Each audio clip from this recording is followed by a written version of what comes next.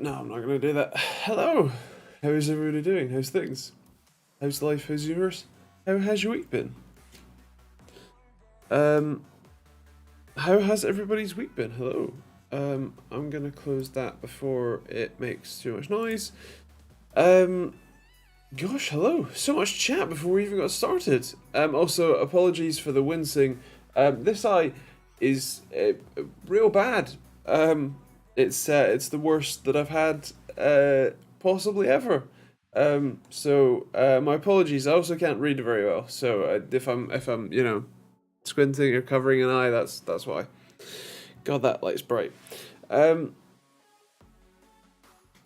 Hello to John Ish, Johan, Budget Bench. I wish I could read. Chris and Simon. How you guys doing? How's things? Hello, Michael. How you doing? How's things? The non-white t-shirt. Yes, the white one's in the wash, finally. I saw the pit stains last week and thought, it's probably time. So Johan, to answer your question, so I am sitting in the, if I pick it aside, I'm sitting in the Noble Chairs Hero Fabric Edition. The Legend is the one that you can see there. That's that one. So I use for benchmarking, and so I do spend a fair amount of time on that. My synopsis is very much the same as I had in the review. The shape of this one happens to fit me slightly better than the shape of that one. But there's certainly nothing wrong with that, and if I didn't already have this one, I would be perfectly happy with that one. Of course, as John mentioned, because I got these in for review, I am inherently biased in the sense that I didn't pay my own money for these, and therefore the price of nope,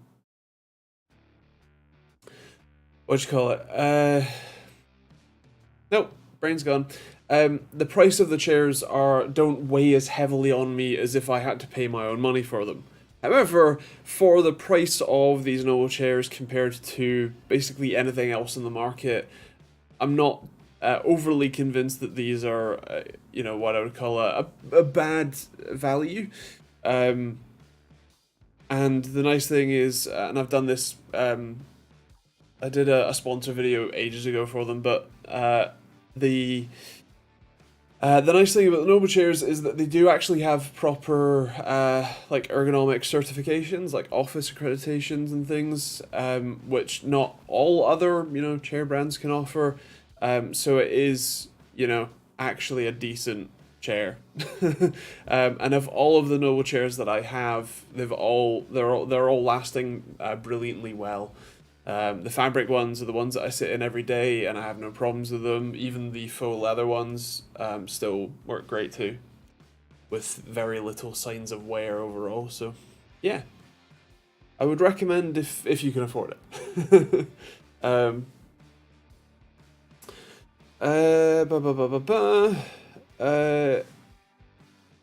With special guest Elon today. Nope, God no.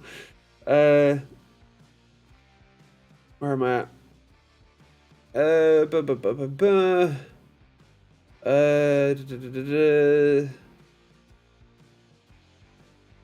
Use the wind magnifier. Maybe that helped. It's not necessarily that it's too small. It's that this it would have to I could, if it was like one comment for the entire screen, I might be able to read it fine without but it's like the front layer of my eye, when I get this paint, it detaches from the rest of my eye, which means that I can't see very well. It's like completely blurred, as if I've got a cream over it basically, yeah.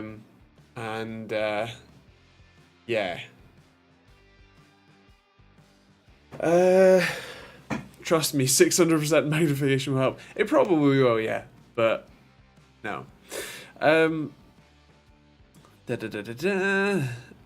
Please don't click sponsorship opportunities like LTT and a load of others did. A lot of people got fished for that. It's absolutely insane. And yeah, no. The funny thing is that I am incredibly incredibly cautious, especially with like emails. I don't get, you know, DMs on Twitter. I don't even know if my DMs are, in fact, I don't think my DMs are open on Twitter for a good reason. But like, you know, technically anyone can email me, but I have super strict filters on my like spam and junk status that run very aggressively. And then on top of that, any emails I get, if I'm not, you know, 100% sure, I generally don't even open them, let alone, you know, click any links in them. I am like super specific in what I'm like. If I do open even if I even open the email, a lot of the time I will not click any links in the email, but I will go and like Google, you know, if it's a product name, I'll go and Google the product name, or at worst, I'll hover over the link to make sure that it is actually going to, you know, where it says it's going to or whatever. But most of the time I'll just search it separately.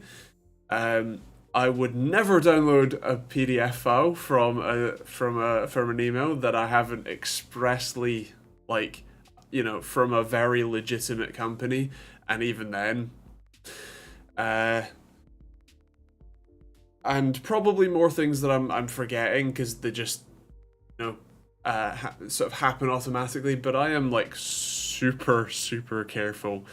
I also have absolutely no interest in most sponsors, which means that I'm not exactly doing very well financially, but it also means that, first of all, you don't see any of that tat, and second of all, I'm a lot less likely to get fished.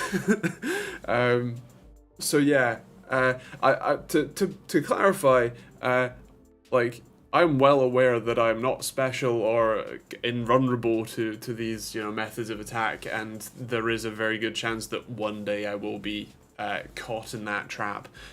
But at the same time, I do try and be as absolutely careful as I can, because my like internal threat model is everybody wants to come and like take everything from me.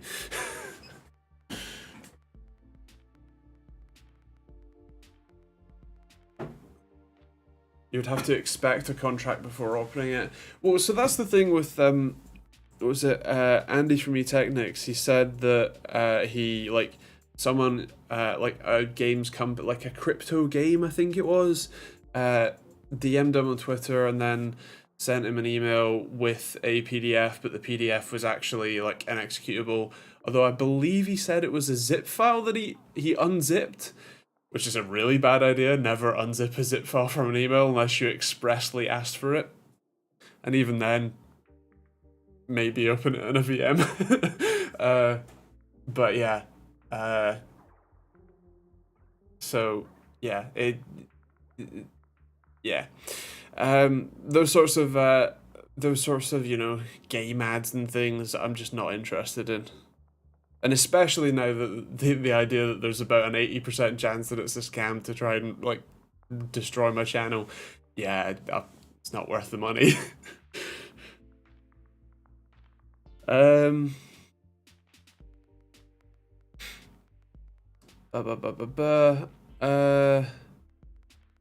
Opinions on the LTT hack.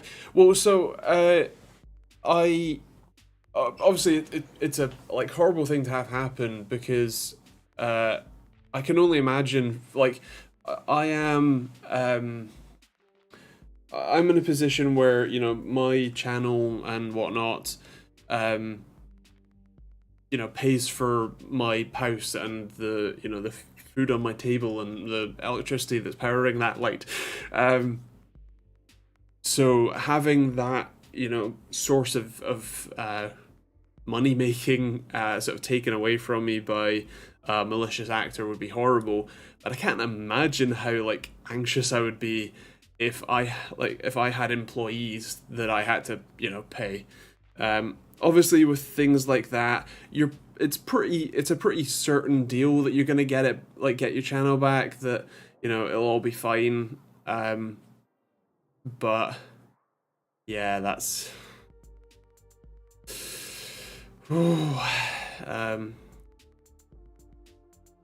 although from a security front, I don't know what they're, you know, I don't know how they do things in terms of security. I would imagine that there's more than one account that has access to the channel,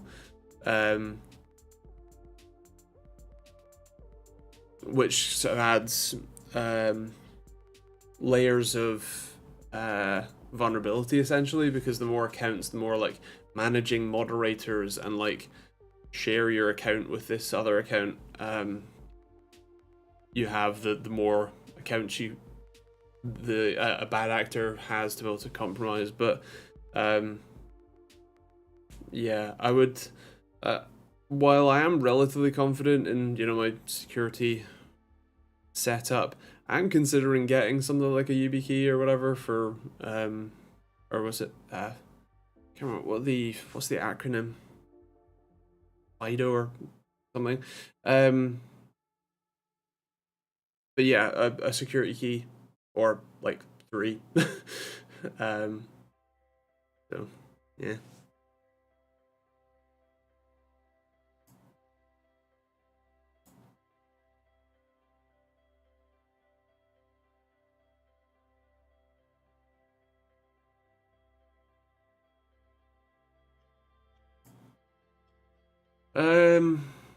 Ba, ba, ba, ba, ba. You're special, Andy, to us, not in a learning way. Okay, maybe a bit in that way. Quite a bit in that way, actually. Gonna have to learn how to sandbox a separate PC just to read my bloody email. Fortunately, I'm not popular, so no one cares. Yeah. I definitely have considered setting up, not a sandbox, just a VM, because it's easy to pass stuff into the VM from my PC. I feel like that is one level of paranoia a little too far, but at the same time, this stuff keeps happening. So apparently it's not. Yeah. Me sending a zip bomb to my teachers instead of homework. GG. Oh, the things I used to do with when I didn't do my homework. Because it turns out I had ADHD, which means you don't do any homework because you forget. But yeah. The things that I would do, like deliberately corrupt a .docx file or a XLSX file, so that when the teachers tried to open it in Office 2003, which was .doc, not .docx, it would very much be corrupted, and then I'd be like, oh, sorry, I forgot to send it in the right format again. I'll send it to you when I get home, and then it gave me another day to actually do the homework. That happened a lot, and it worked every time.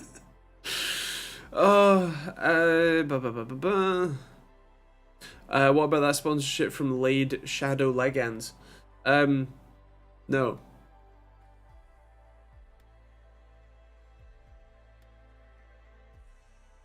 I thought the solar paid for that light when it's not snowing, cloudy, night, raining, almost any British day. No. That light. Ugh. A hair fell in my mouth. That light is powered by the wall, but it's not powered by a solar. Actually, I used most of the solar energy. I think I generated 3 kilowatt hours today, but I used it all on the cleaning cycle of my washing machine. So, yeah. Honestly, here in South Africa, it's been difficult to get any ergo or office chairs. Hence, I'm now looking into Nobos, and we have a local supplier, so we'll give it a try then. Nice. Hope that goes well. They are very much, you know, plenty comfortable. Like I said, they've lasted me a fair while, and so yeah. Hope it goes well for you. Using the Steam Deck as a controller is a thing. Nice. Fair. That is quite cool.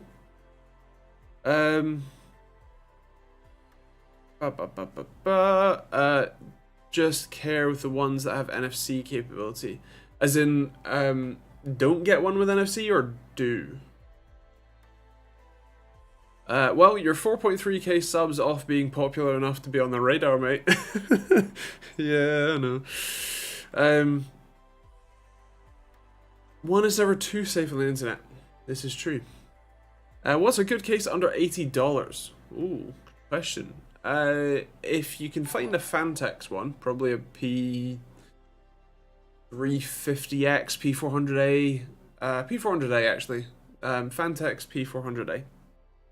I don't know if that's under $80 where you are, but that is the right sort of price point for that case. So yeah. It's the same thing as downloading random software from the internet, especially if it's supposed to be paid for. It should only open on a VM just in case. Yeah. ADHD, I just call that normal for me. I mean, yes. I mean, I can forget anything anytime at the drop of a hat.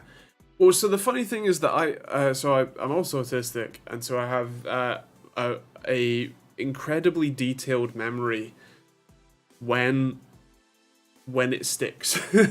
But especially short-term memory, and especially if it's just something that like I'm talking to someone. If it's verbal, I have no chance of remembering what you said, which is why I have to like record all my like video calls and stuff with brands and stuff, because I will forget everything we said.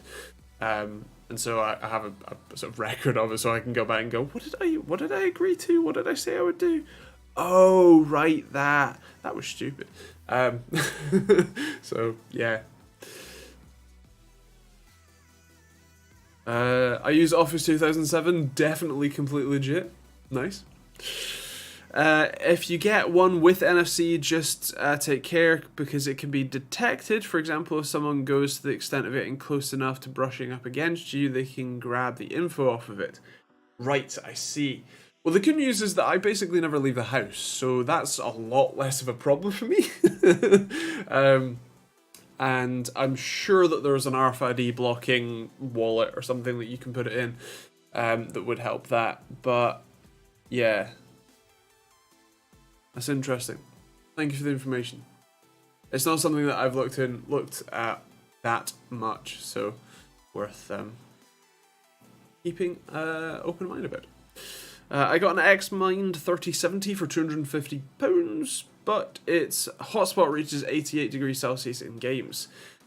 So as both Chris and John Motek says, that is perfectly reasonable. Most GPUs pretty much have a target to sit at about 80 degrees Celsius. With the hotspot temperature, I think, being anywhere up to 90 or 95, depending on the card. I haven't gamed on... I've got a 3070 Ti in my system at the moment. And I haven't gamed on it yet, so the hotspot temperature likely won't be very high. But I can tell you what it currently is. Probably. You can find it in the list. GPU. The thermal limit is set to 83 degrees Celsius. So I haven't gamed, so the hotspot temperature is 68. But like I said, I haven't done much intensive tasks on it. So yeah. 88 is perfectly fine. You can always take the cooler off and repaste it, since it's probably out of warranty now anyway. And then give it a clean and whatnot. And that might help reduce that. But yeah, I'd say you got a pretty decent card. Or a pretty decent deal. Thanks, maybe I'll undervolt it. I'm excited for Counter-Strike 2. Nice! I have also seen it. I'm also quite interested. CSGO was never my personal game. I think Rainbow Six Siege was probably more... I definitely put a lot more hours into Siege than I ever did CSGO. I mostly use CSGO for benchmarking. And I probably still will, but CS2... It is just Counter-Strike 2, isn't it? Rather than CSGO 2. Anyway, that definitely looks pretty interesting. Source Engine 2, and a much better physics. I think one of the first video they showed was the new like dynamic smoke, where you can like you throw a grenade that would like blow away the smoke. You can shoot through the smoke and get a little porthole, which is pretty interesting. And I think they were saying something about it's more GPU rendering heavy, which is obviously a big departure from CS:GO, which is very CPU heavy. So yeah, it'll be interesting. I'm curious if they took advantage of the 3D cache CPUs. They probably didn't specifically design for it. I mean, Source Engine 2 has been around for a fair while at this point as well. So much like Counter-Strike as a general format, Valve aren't very quick to develop new engines or to move forward with those new engines. So yeah, it's been out a while, and it is likely not specifically optimized for the 3D recache chips, but there's a good chance that they might be able to make use of them. But if it is more GPU dependent, like I think I read, then in theory the benefit of the 3D recache goes down and the benefit of a faster GPU goes up. What are you talking about? Spaced out for a moment there. Counter-Strike 2. Just use a 64 character password. Good luck cracking that. That's true. The only catch with a 64 character password is you pretty much have to use a password manager, and if it just gets leaked, which obviously, with someone like YouTube, they're going to be salting and hashing the passwords. They're going to be storing them salted and hashed. They're never going to transmit plain text passwords, all that sort of stuff. So yeah, but it is still worth having things like multi-factor authentication. Just to make a 64 character password that is just all A's. Also, yes. I'll just use my my SSH key as my password. Oh, FPS, I suck at those. RPGs here. I quite like FPS games. Yeah. Councils, on the other hand, write your password down on paper. Yeah. Hello, another user. How you doing, man? How's things? Well, 64 character password is useless if all those characters are identical or even remotely common words. Yeah, it kind of has to be 64 random characters that you would only remember via a password manager. I kind of want to, well, I use Bitwarden, and I kind of want to have a self-hosted copy. So Bitwarden is it? I can't remember which variant it is, but there's something called Vault Warden, which is free and open source that you can self-host. I don't think it's, like, obviously because Bitwarden is a like cloud-hosted password manager type thing. It means that it syncs across all your devices without any sort of setup, all that sort of stuff. But yeah, I do want to set up Vault Warden for me, and I might make a video on that because it's quite handy to have. The more stuff that I do, the more I think that everybody should have like a NAS and or sort of home server. I'm slowly becoming a home lab, and I don't know if I like that. Vault Warden self-hosted one, yeah, nice. I tried Vault Warden. Fair. I think it's better to pay for Bitwarden to use their self-hosted one. Interesting. What makes you say that? We spend like $300 a month on Bitwarden at work. That is quite a lot. I mean, for work, that's probably fine. It's a rounding error on an expense sheet, but still.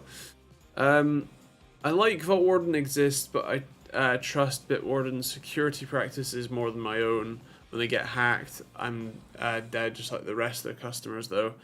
That's true, although from what I understand, Bitwarden only keeps your vault, like the encrypted vault. So they'd have to crack your master password, whatever, which arguably, is the one that's most likely to be crackable out of all of them, because it's the one that you're going to actually have to remember, and be able to type to like unlock it, whatever. But it's obviously more secure than having a not necessarily encrypted vault stored. Ow. Is the Deep Cool Matrix 50 good? I'm afraid that I don't think I've ever reviewed a Deep Cool product, so I can't say for sure.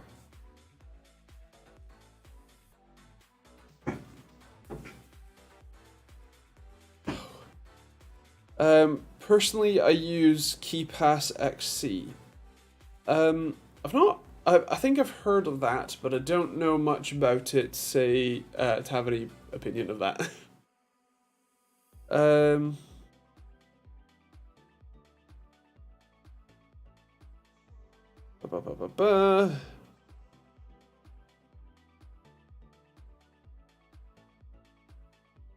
I use ChatGPT to write emails at work. Now my boss thinks I'm good at emails. The net better not go down. One of my friends works at Visa. Has been using ChatGPT quite a lot. And it's very much an art to what you write to get the sort of the correct result, but yeah. I have an aversion to any kind of password manager thing. At the end of the day, however secure, they're only one hack away to get all the passwords. So I share that fear, I suppose. The reason why I use a password manager is that realistically, with the number of accounts that you have to be on the internet these days, you are never going to remember them all. So you could let your browser remember the passwords for you, but arguably that feels even less secure than using an actual password manager. The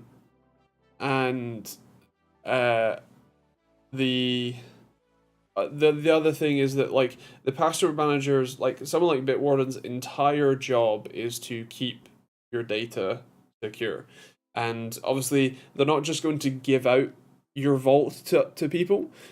So someone has to not only hack them to get the vaults, but they then also have to crack each vault independently. And while that is obviously quite a specific point of failure, it's also a lot less likely. So yeah.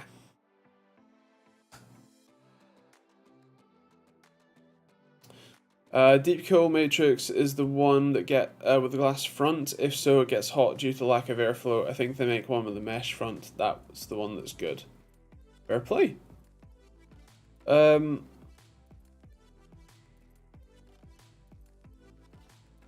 always have an up-to-date copy of my KeyPass vault on my NAS. It's not auto-sync though, because naturally I don't expose my NAS to the open internet. Good idea. I access pretty much everything on my network through my VPN.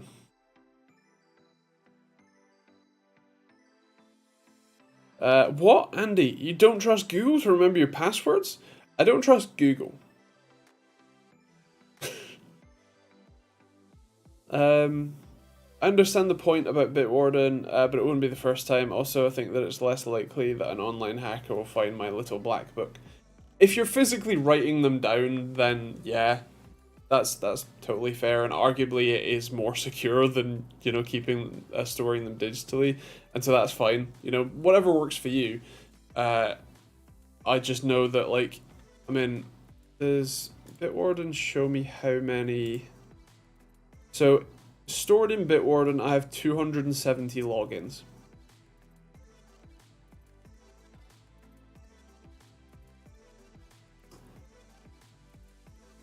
Yeah. So I don't this I couldn't have a book for that. Terrible penmanship helps too. Nice. I use dozens of password managers, each with one password in, and they all have unique passwords. Nice. Oh, a security by obscurity. Nice. I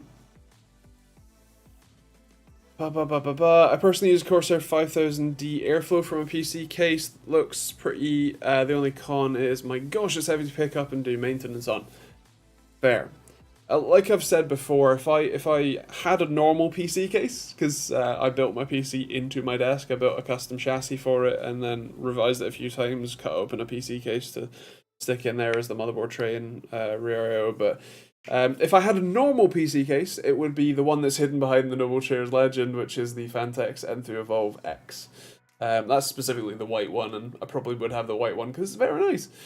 That is my favorite case, but it doesn't fit in the $80 price bracket that Gaming 113 asked about. Oh, I'm not well. Almost 100k subs, bro. I know. We'll get there one day. Yeah. Thank you all for subscribing. Where was that? I assume that's 5000D as a great case, but costs $240 ish Australian, so not quite in the $100 budget. Yeah. Andy, you made me curious. I have 197. How? Well, so I have at very least 3 YouTube accounts, right? I have At The Whale, TechteamGB, and my personal one. You know, I have I think a couple more Google accounts actually for things like a backup email and various stuff. I have like 10 email addresses, if not more. I run locally, so we have multiple accounts for that, for testing things. My actual main account, you know, developers, whatnot.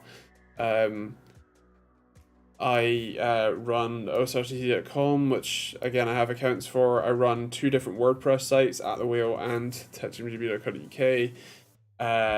You know, all the social media accounts, all the like accounts for I don't know, Overclocks UK and Scan, and you know, Amazon, because I'm an Amazon affiliate in like 10 or 15 countries. You have to create an Amazon affiliate account for each one of those countries separately. It is all in the same email, and I think even the same, like it's the same login, but it counts as a different entry because when you go to amazon.se to log in, you know, your password manager doesn't know that, like doesn't know to give you your you know, UK login details by default. So yeah, and like lots of other accounts like that. I have a couple of shared ones for locally and, you know, DigitalOcean droplets and stuff. A lot of local accounts actually. My Ubiquity Cloud Key, my switches, my router, my Overkill NAS, my QNAP NAS. What else is there? Home Assistant. And yeah, just like loads of other stuff. There's like 15 Amazon ones. Yeah, just like loads of other stuff.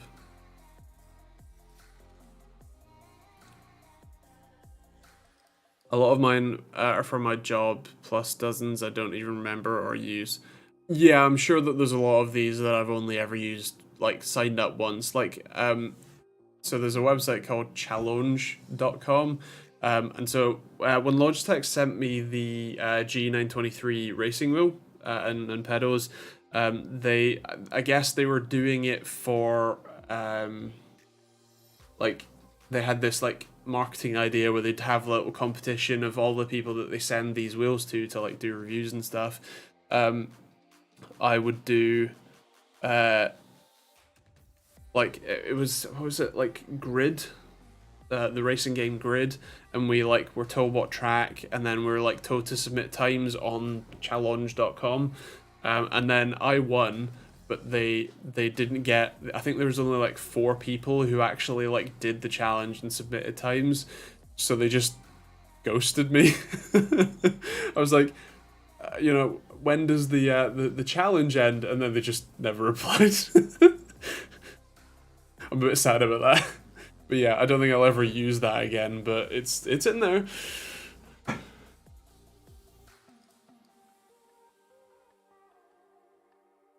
Ba ba ba ba ba.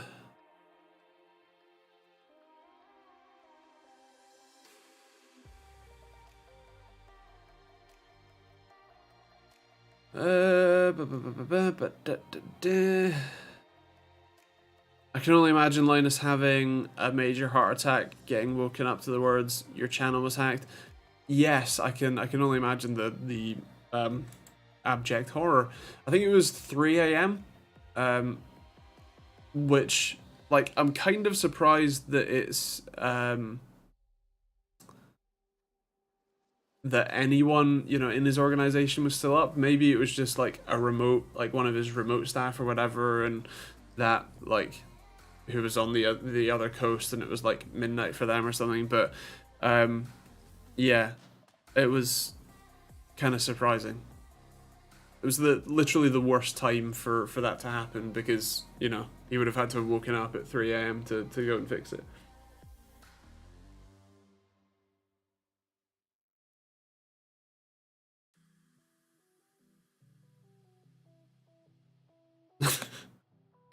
Quite possibly, John.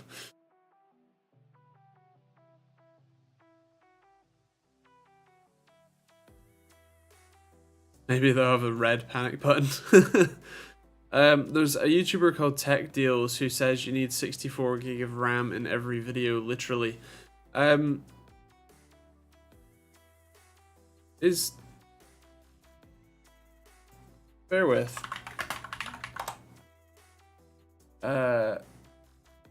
Oh, yeah.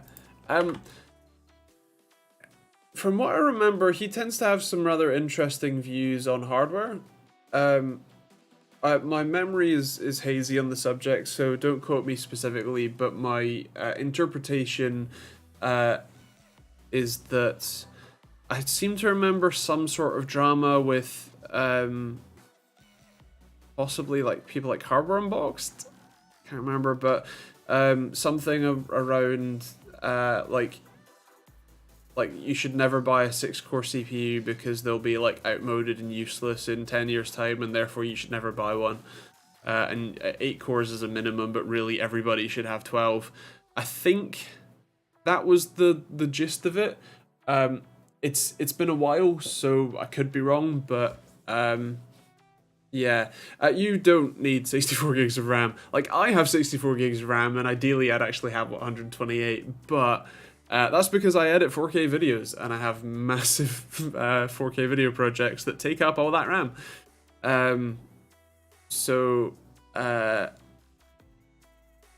Yeah. Most gaming systems, 16 gig is still fine. If you can get 32, then, like, if you can afford to have 32 gigs, you know, especially if you've got, like, an i9 or a Ryzen 9, that like I could see it, you 32 gigs being a useful purchase in your build. You know, after a certain price bracket, it kind of makes sense to put 32 gigs in, but I wouldn't say that it was a necessity for you know, most gaming. And the thing with RAM is that you can always upgrade, especially if you only get a 2-stick kit. So if you get 2 8 gig sticks, you can then throw in another 2 8GB sticks, ideally of the same like brand, model, speed, whatever, but you can always throw in more later. Or worst case, you buy a larger capacity kit. Yeah.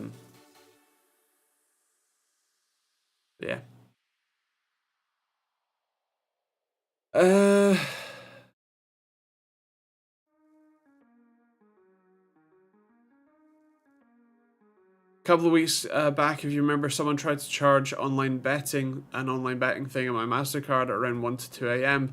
Joke's on him. I sleep 6 a.m. till noon. Nice. I do vaguely remember that. Did you say that it was caught, detected, rejected, or are you like still dealing with it?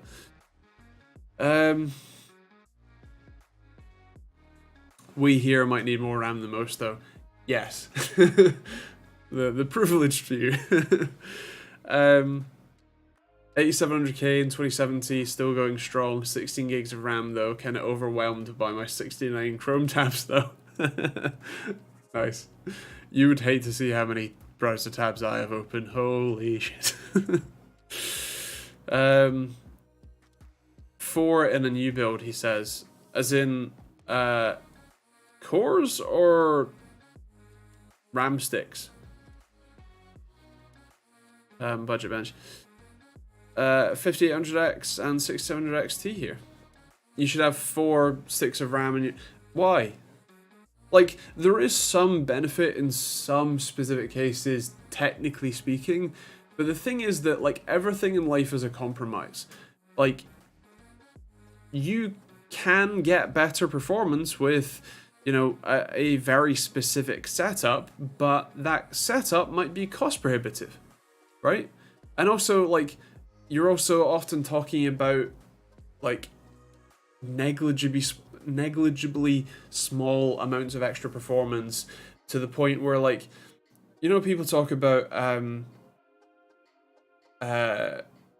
what you call it, like super high speed RAM, especially on the Intel chips, right? The amount of money that you spend on that extra, like, super high speed RAM could easily be spent on, say, a higher end graphics card, and that higher end graphics card will definitely give you more performance. Whereas the RAM, it's, you know, negligibly small amount, and so, yeah, everything is compromised. Nothing has to be absolutely perfect. Get what you're happy with.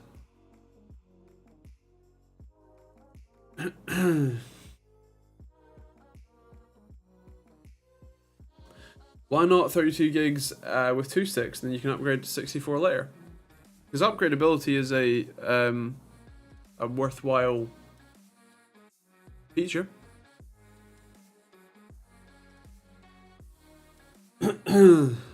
Charge them rejected. He tried with a small amount. It's just blocked online charges in my banking app. Called 24/7 phone immediately to cancel the card and send a new one. Nice. Fair. At work, most of our laptops are 12th gen Intel ThinkPads with 4 gig of RAM. I have 32 meg of RAM. Nice. Just enough.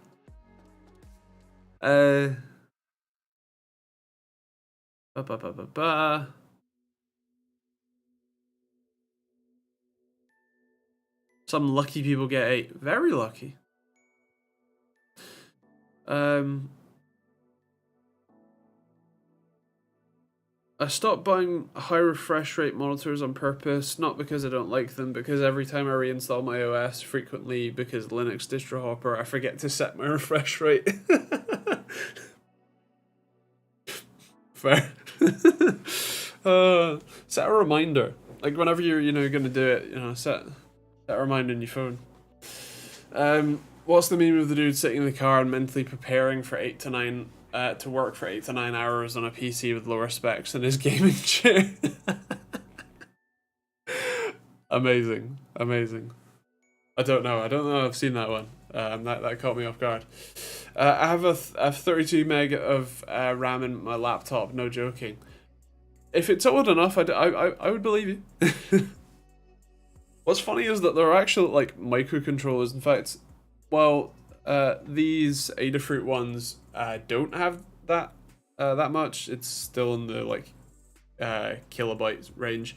In fact, there's a good chance, I can't remember, there's a good chance that the microcontroller that's on this breadboard, which is a Nordic Semiconductor NRF52840, might either have it or you can option it with, but things like ESP32s have a couple meg of RAM, especially the new higher end ones, which is insane.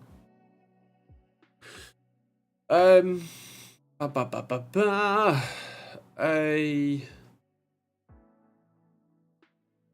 I think my motherboard's BIOS ROM is bigger than that. Yes, it probably is. I think most new ones are 128 meg, maybe even 256.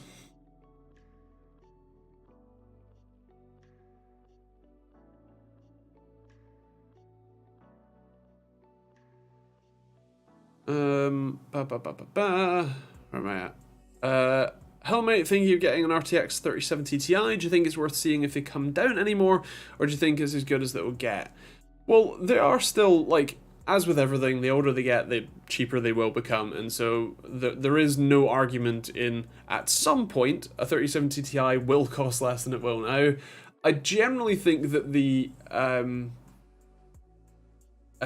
in terms of the deflation curve, depreciation curve, we are probably at the leveling out point, and so I would assume anyway that it's probably a pretty good deal.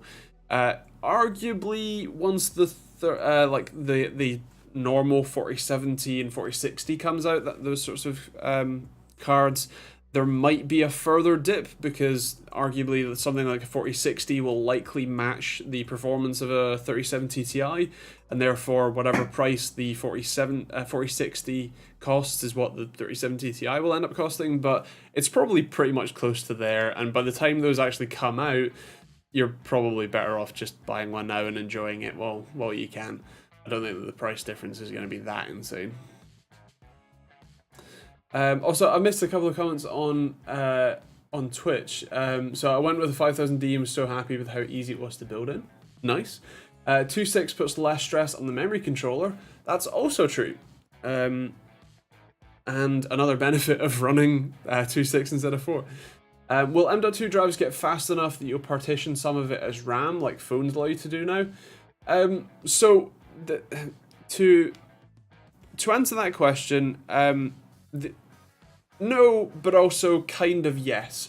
So the no answer, the one of the biggest things is how something like RAM interacts with a desktop CPU or even a laptop CPU.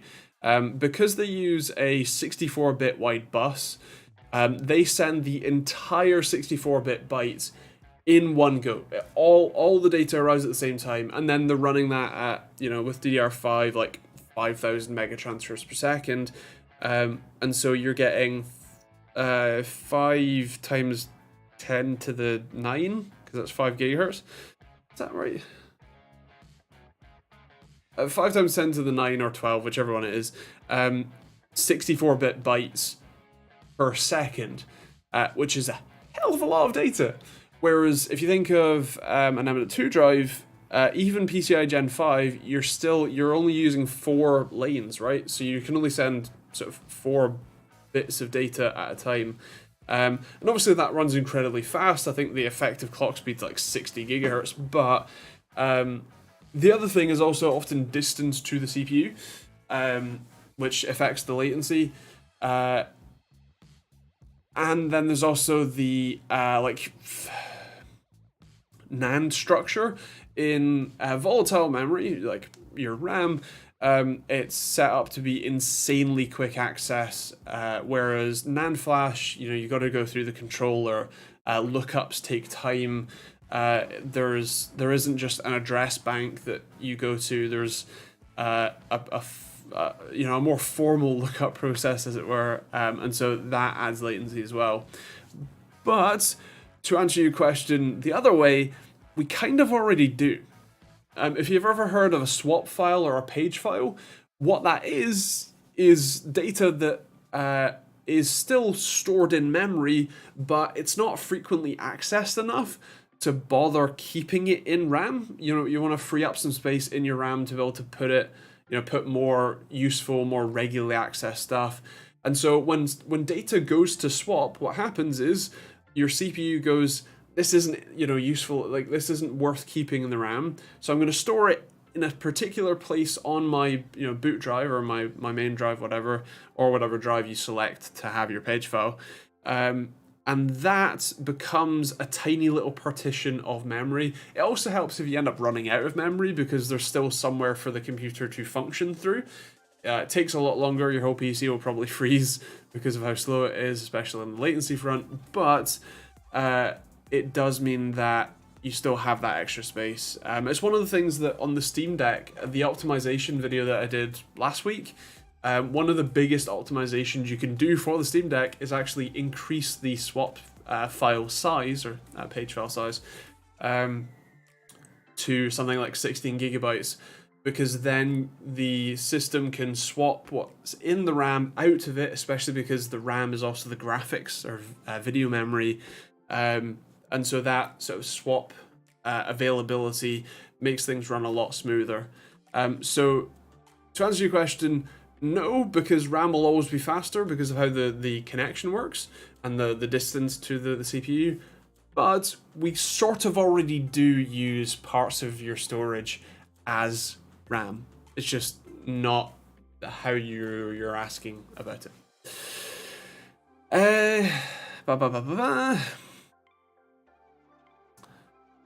Windows 95, to achieve optimal performance, Microsoft recommends an i486 or compatible CPU with at least 8 megabytes of RAM. I don't remember how much my Pentium 3 had in RAM. I really don't. I remember I had an 80 gig hard drive, so it might have had like 256 meg of RAM or something. Which was when 98 and then 95, then 98, and then ME, which killed it. What are you saying? My GTX 260 1 gig I paid for $299 is not worth $299 anymore? I'm sorry to have to be the one to tell you this, but no. In RAM, the more important thing than speed is the latency. Agreed. My RAM is well, it's a trade-off. It depends what the what operation you're doing and what the latency balance is. But yes, as a general rule, that is something to keep in mind. My RAM is 3600 CL14. Probably wasn't worth it thanks to the ASRock BIOS making anything above 3200 crash for the first 8 months of owning the speedy kit. Nice. Laptop was from 1997. So am I. Has 32 meg of RAM by default, 266 megahertz Intel MMX CPU. Nice. Top quality.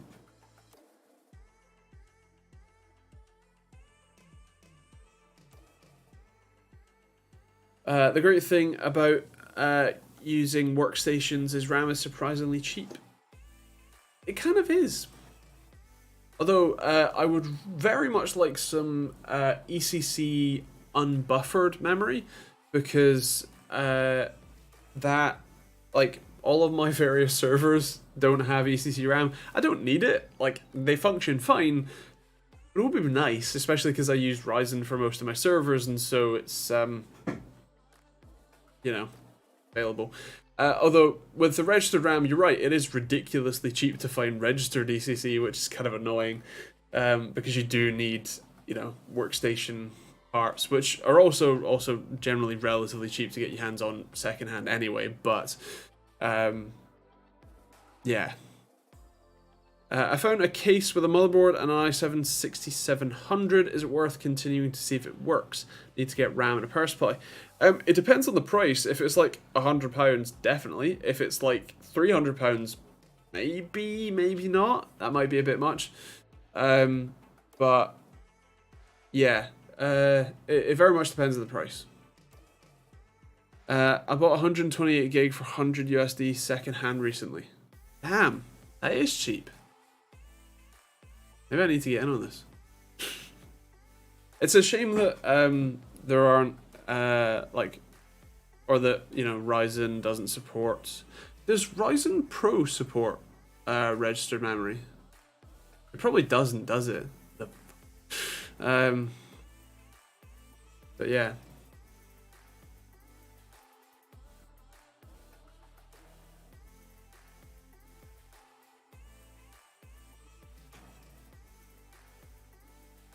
Should I get 64 gigabytes of FB DIM DDR2 for my server? Still don't know what I'd do with the server. Always, yeah, of course. But yeah, there's lots of things you can do with the server. I keep adding to mine. I cry not having registered capable boards. Even unregistered, unbuffered is pretty rare to find. Vendor approved in the UK. Yes. I thought Ryzen had registered support, MOBA dependent though. If it does, I'm getting very interested, although you do need to find a motherboard that supports it, so less interested, but yeah. I'll have to have a look.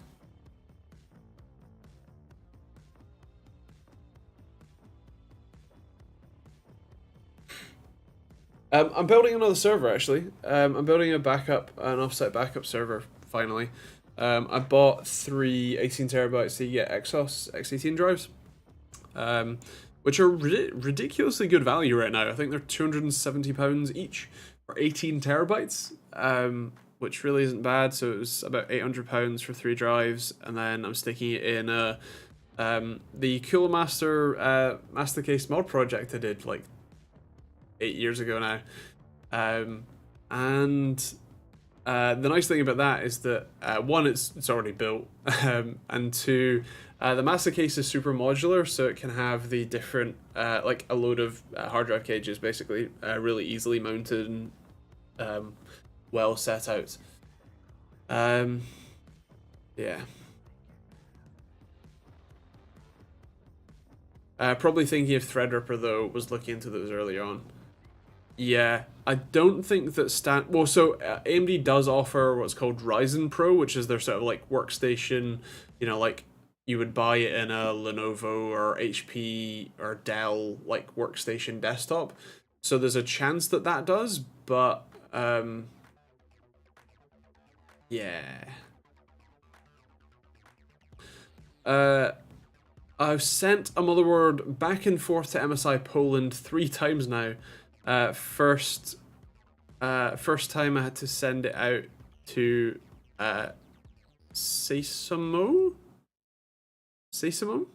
I'm not sure what you mean, but I take it that's for a like an RMA, like a refund, repair, replacement process.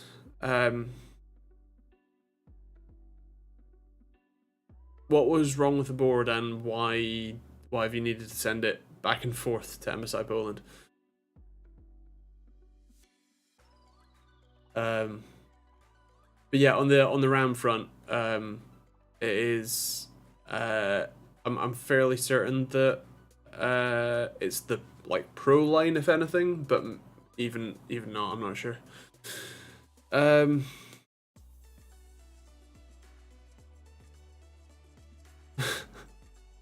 Interesting, Chris. And the MSI board is dead. So why is it not like? Surely it should be handled by the retailer that you bought it from, rather than you having to personally ship it back to like MSI. And a faulty BIOS flashback button. I'm always really hesitant to use those buttons. I obviously I'm very much, you know, lucky in the sense that I have kind of one of every of AMD's generations, so if I need to flash a chip, I can. But yeah.